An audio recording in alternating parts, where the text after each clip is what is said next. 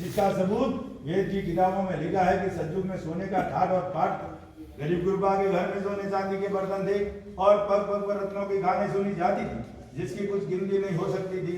सो राजा बादशाह के टोटा किस बात का। इस सबब से तमाम खलकत को यकीन दिलाया जाता है कि बल राजा के जमाने तक मौजूद होने खाना सोना चांदी वगैरह के सतयुग रहा, क्योंकि उस जमाने में चांदी सोने का ठाट और पाट था और धान वगैरह भी बहुत होता था, क्योंकि सतयुग में काल वगैरह नहीं पड़ता था, इससे धान वगैरह सतयुग में बहुत होता था।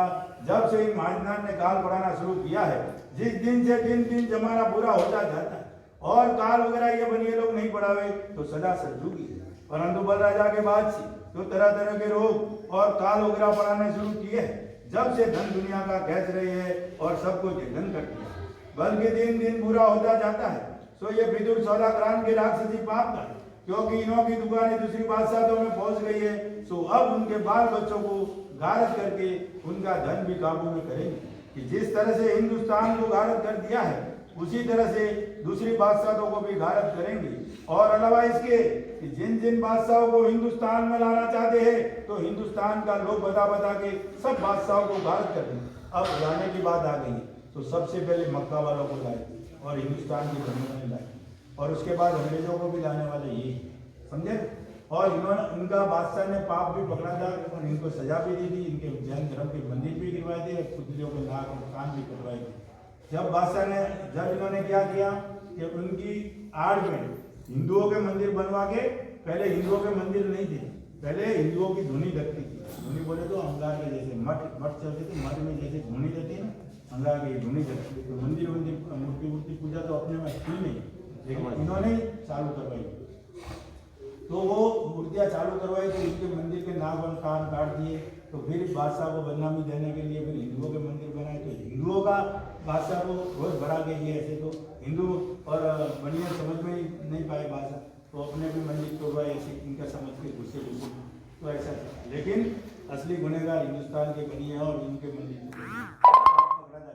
जब गाय और शुअर की कसमें खा के बच गई, गारद कर देंगे और आप मिले के मिले रहते हैं और हिंदू मुसलमानों के बच्चों को दूसरी विलायतों से मरवा देते हैं और अपने बच्चों को बचाए रखते हैं, और हौले हौले आखिर में सातों आठों विलायतों को गारद कर देंगे। जैसे कि रावण ने दुनिया के गारद करने को जाल चलाया है कि सब विलायतों में जब थोड़े से आदमी रह जाएंगे, जब मेरा 4 गुण में राज हो जाएगा तो मेरा राज कोई नहीं छीन सकेगा। उसी तरह से इन बनियों ने भी यही सोचकर ये जाल चलाया है और पहले ही सबकी अकल अपने राक्षसी पाप से खराब कर देते हैं, क्योंकि सातों आठों विलायतों के लोग हिंदुस्तान के लोग के वास्ते आप उसमें लड़ लड़ के गारद हो जाएंगे। जब सातों आठों और सब विलायतों में आदमी थोड़े रह जाएंगे तो 4 गुण में हमारे बच्चों का राज हो जाएगा, तो फिर हमारा राज कोई नहीं छीन सकेगा। जब सब विलायतों में आदमी थोड़े रह जाएंगे और ये बनी ये जानते हैं कि हमारी औलाद ज्यादा रह जाएगी, तो फिर हमारा राज कोई नहीं छीन सकेगा। सो तो दुनिया में हिंदुओं में कहते हैं कि ऐसा कर्ज आवेगा कि 100 को छोटा सा गावड़ा मिलेगा, और मुसलमानों में ये कहते हैं कि 100वीं सदी ऐसा बुरा वक्त आवेगा कि काल वगैरह बहुत होगा और रिजिक वगैरह कम होगा, सो आदमी को आदमी खाने लगा।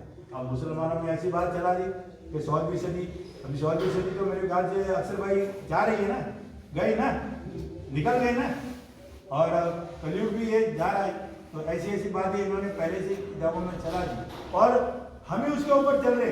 हम कैसे चल रहे? बलात्कार हो गए, अरे ये तो कलयुग काल है, ये तो कलयुग है भाई, कलयुग में ऐसा होता है, इसको मर्डर करके ये तो कलयुग है ऐसा। यानी हम खुद एक्सेप्ट करें, हम ये नहीं सोच रहे कि कलयुग में ऐसा कैसा होता है, सतयुग में नहीं होता था, कलयुग में ऐसा कैसा, ये तो हम नहीं सोचते। लेकिन अरे